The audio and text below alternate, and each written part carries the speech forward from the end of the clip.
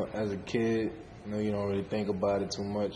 But then, you know, when you grow up, you know, it's like, you know, my brother gone, you know, and it happened.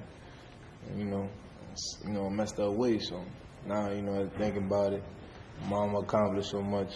And, yes, you know, it's just a blessing. Right on. I would definitely agree. I would definitely agree that it is a blessing, and you turn your nightmare into a mission, which I do know that you started a new foundation. Correct. It's Courtney's Child Abuse Foundation.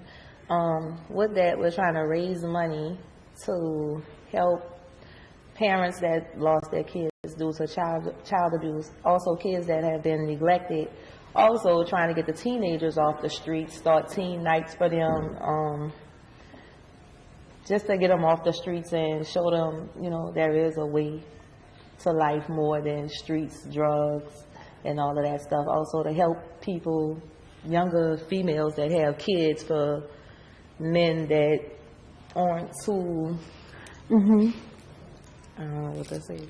Well, you know, and wrapped up, and like I remember when I first met you, you was talking about your mission to help other mothers notice the signs of your partner, which is very important.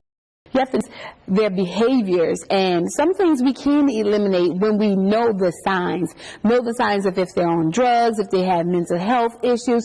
It's just very important. So by you having this book, by you having this foundation, by you having this mission, you can help individuals who are in relationships and denying that they're in a relationship with a person who needs help. You know, I watch the news, and you see so many people who are living a life with someone who take their own life. All right. You know, and you've experienced this head on. Not that it was your life, but your child lives your life, I can only imagine. So it's like taking a part of your life and going in the grave.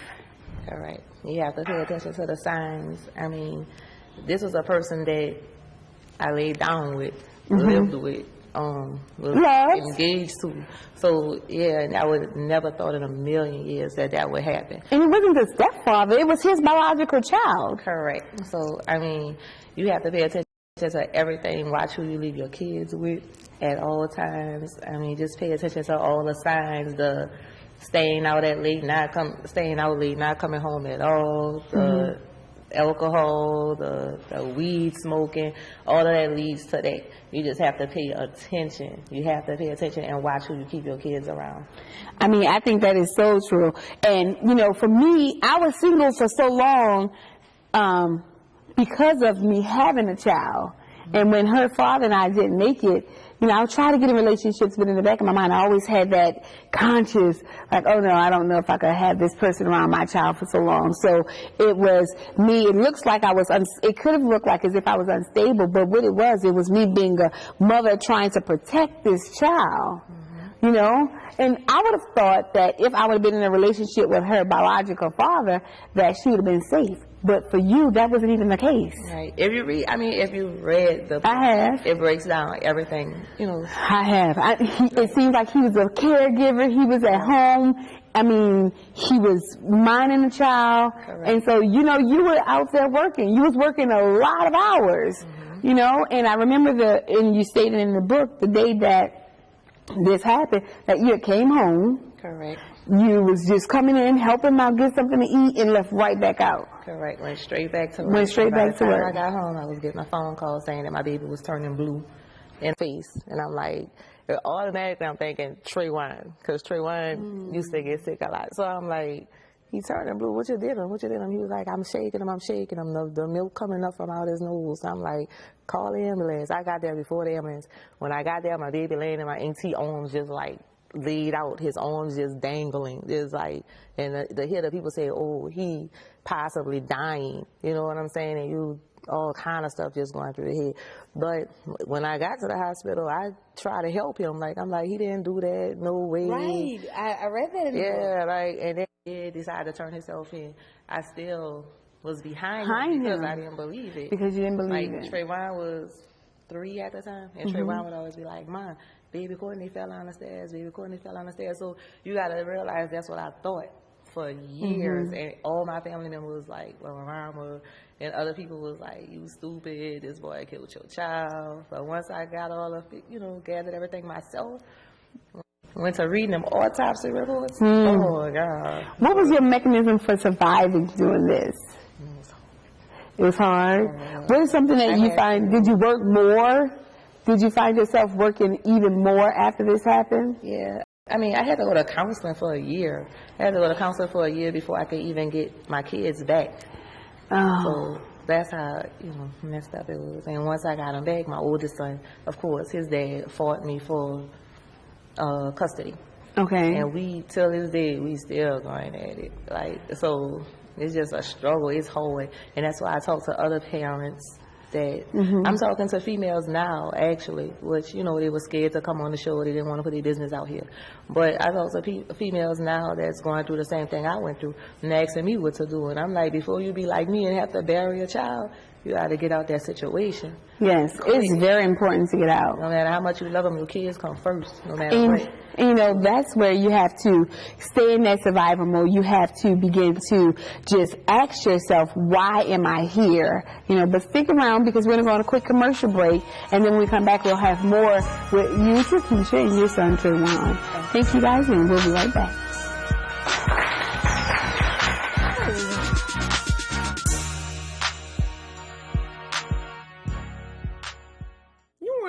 Slidell, Kenner, LaPlace, and surrounding areas, come be a part of the Renata Collins Love and Wisdom Show studio audience. Go to www.renatacollinstv.com. When putting together the Mighty Men show, my major goal have always been to spotlight those who are making a difference. Men who are visionary, leaders, and not just for themselves, but for the community. Because it's the community that is affected by the leaders' choices, the leaders' plans. So, I'm like, Renada, let's begin to cultivate power. Let's begin to cultivate love and wisdom. But where is it? Where is love? Where is wisdom? And it's in mighty men. And when I really think about it, I thought about it just being men. But then I brought it all the way back to where it's mankind. They're mighty women, they're mighty men, but just to sum it up, you just call it mighty men, and it's a force.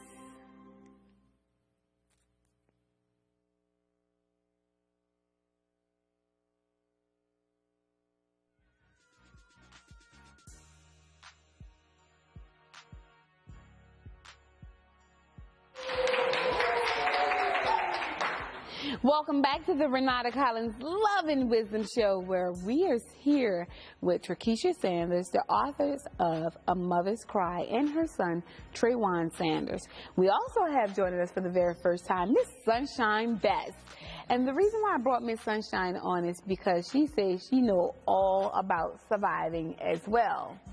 Just like Miss Takesha, just like her son, just like I am, and also Miss Sunshine. So what we have to do is be able to, like Miss Takesha said earlier, understand the signs, understand what your journey is and how you can turn your nightmare into a mission. So you get a mentor, you get the book, because there's helpful information, there's a story, and maybe if there's something that you can identify with, it can help you prevent from doing the same and making the same decisions.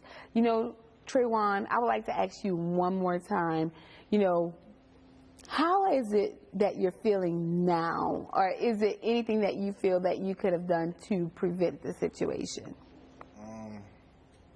I feel now, I just feel, my brother's gone, I had to deal with it. But as far as preventing the situation, I don't feel as I was nothing I could do. Right on, because you were 3, right? Yeah, I was 3, so. Let me ask you a question. How are you surviving? What is something that you're doing now to help you deal with it? Because maybe at 3, if it wasn't such devastating, you probably wouldn't have remembered it. But because it's something that is being relived and it's something that, constantly probably reminding you. Yeah. So how are you dealing with the survival? My mom, she gets me through everything. Oh, that's awesome. Yeah, so without her, there's no me. Oh, that is just so great. I totally understand that, and I really can't imagine losing a sibling because I haven't. Yeah.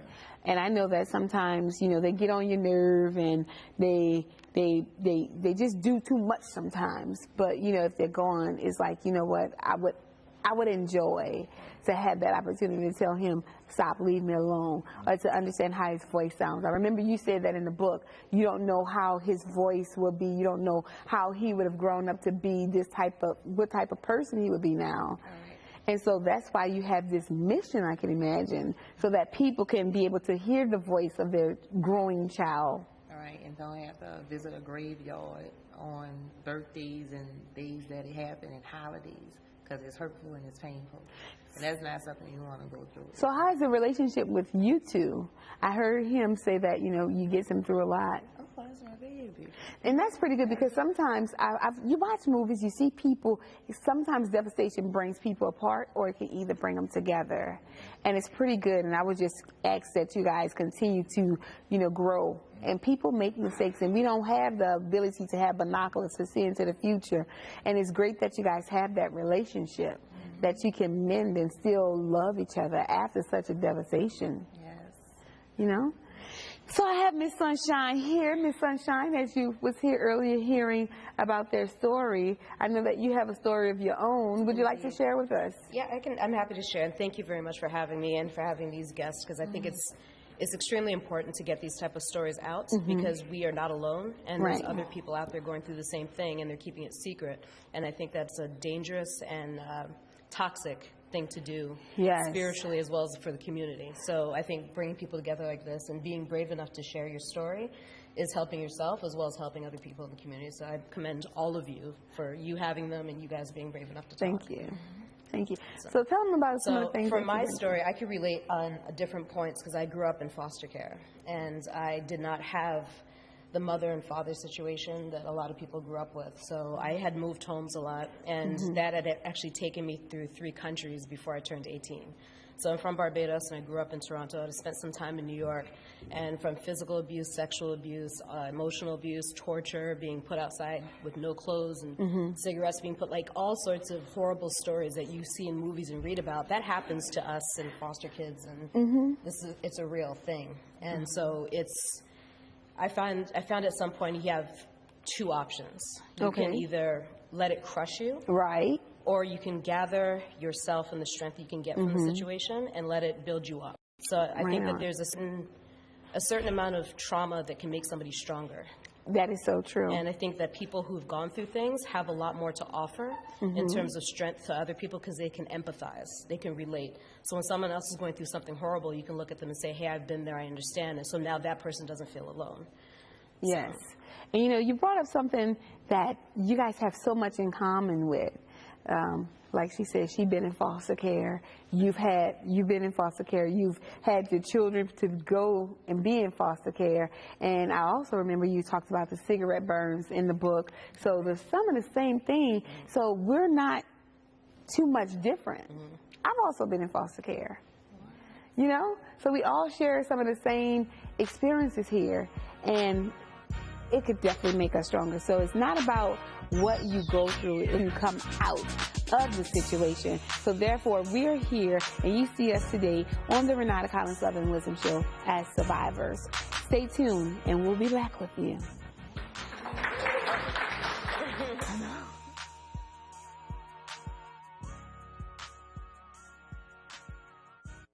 New Orleans, Slidell, Kenner, Laplace, and surrounding areas come to be a part of the Renada Collins Love and Wisdom Show studio audience. Go to www.renadacollinstv.com. Did you know that each Dickey's barbecue pit is locally owned by your very own pitmaster? We smoke our meats on site every day.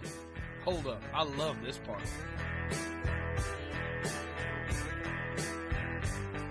Chopped or sliced, piled high on a toasted bun, and call it done. It's not processed, it's a process, and has been since 1941. Come to Dickey's, where we speak barbecue. On my live studio audience, once a month I film the Renada Collins Love and Wisdom Show. It's fun, it's learning, it's laughter, it's awakening, it's love and wisdom, and it's me, your girl Renada Collins. You'll see things that TV never sees. You'll get to meet my guests, ask questions, take pictures, and more.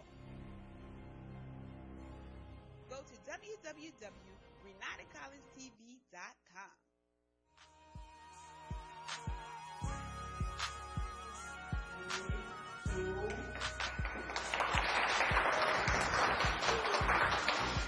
Welcome back to the Love and Wisdom Show, and we're in the wisdom break, as always, with me, your girl, Renada, and Pastor Tyrone Jefferson. You know I'm always happy to do this part with you, right? Oh, I'm so honored. I'm always honored. Thank you.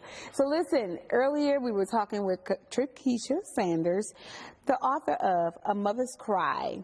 We also had Shine Best, who's still here with us during this wisdom break. So right now, we know that it's important to understand how we can survive. And when we were on commercial break, I was speaking with Sunshine, and she was talking about the 3 important fundamentals of surviving. Tell me more. The 3 points that were important for me growing up that I had to put together and I wasn't able to articulate till I got older was, number 1, no matter how bad my situation was, I had to figure out a way out of it. So I created a plan. Now, a plan without a deadline is a dream. Right on. A dream is fine because a dream can inspire and motivate you to the next action, but it's not going to happen until you put a deadline on it, and then it becomes a goal. So create a plan with a deadline. So make a goal for yourself so you can get out of it and you have something to focus on that's not the negative. You know what? And I definitely do agree with that. I am a big person on the vision board. And not only do my vision board has images, but it has words, but they do have a deadline. And when I do my nonprofit organization work, I tell them if you do not put a deadline on it, it has, like, it's inevitable to manifest. Absolutely. So therefore, if you want a manifestation, you have to say, hey, I'm looking for this at this time. I know you know all about It's it. Bible. The Bible talks about write the vision and make it plain. Yes. There you go. Yes. And so I'm big on that, Habakkuk 2:2. But let me tell you this, even with my vision board, I write Ephesians 3:20 because I want now unto him that's able to do exceedingly abundantly above and beyond my imagination can even think and ask for. So therefore, if I want this, I don't want the house or the cars anymore. I just have to say that I just love the luxury living without all the major expenses. So therefore, I know that if I want this S550, that I can get a 2018 instead of a 2016, because I said Ephesians 3:20. What do you think about that, Pastor? That's the word. The Bible talks about, if you delight yourself in the Lord, that he shall give you the desires of your heart. So if that's your desire, hey, if it's will, he'll give it to you. Right on. So therefore, we have to survive. Point number 2, exactly what's happening here, create a community. Because the community happens to benefit twofold. Number 1, community from your family would be ideal, but not everyone has a family, as we've already heard, or the family may not be on your level or be there to support you. So you have to find people who will support you. Well, can I say something? See you bigger than you see yourself. I've learned family is not always blood. Family is the people who you choose. You can choose your family. Many people say you can't choose your family. I disagree. I can choose my family. As a foster care, I am absolutely in disagreement with this statement. You can make your family whoever you choose.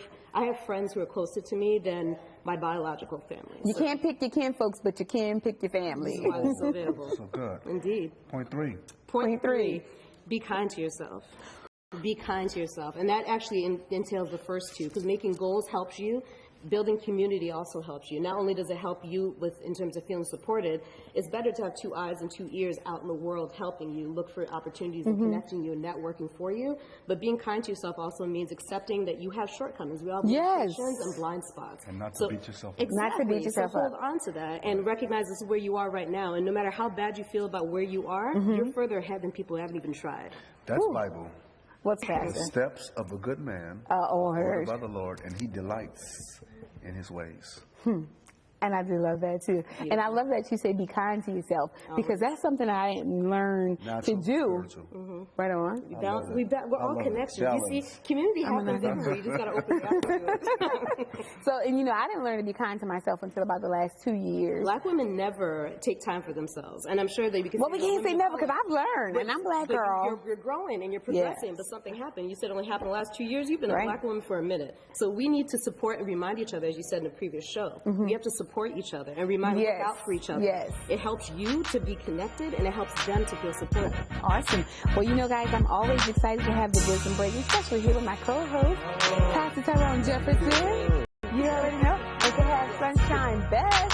So, guys, she is. I mean, very good information, right? I'm so happy that you were able to come. And I want to thank you guys for tuning in. And we'll be back next week with more for the Renada Collins Love and Wisdom Show.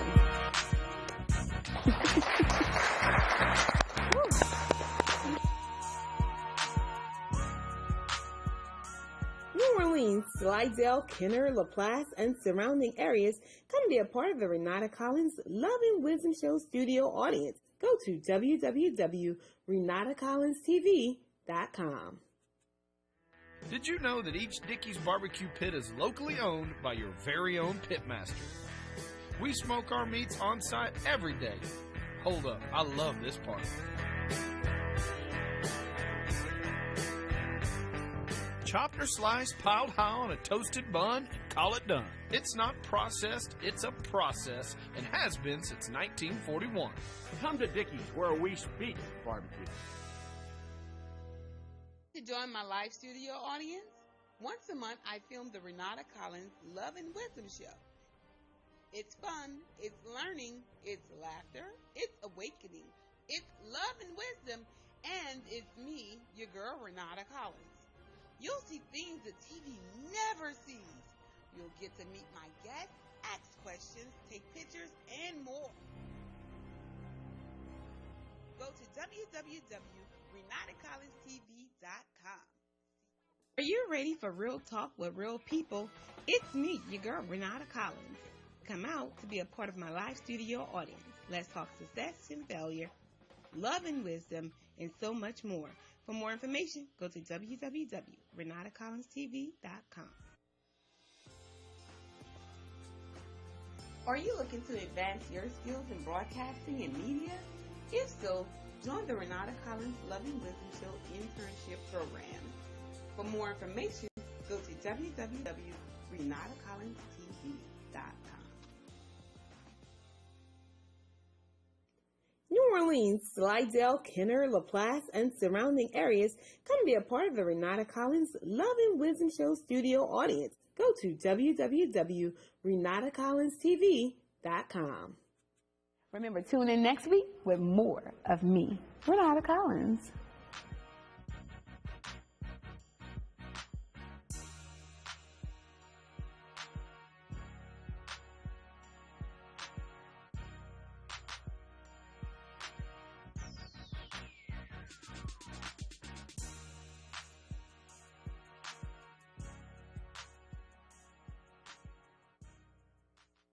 Life Television Network, Chickasaw, Mobile, Pritchard.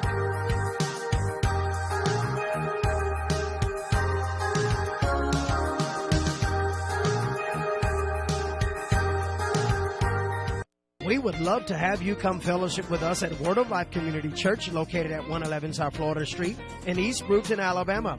Our service times are Sundays at 10 o'clock a.m. for Sunday school, followed by an 11 o'clock worship service, and on Tuesdays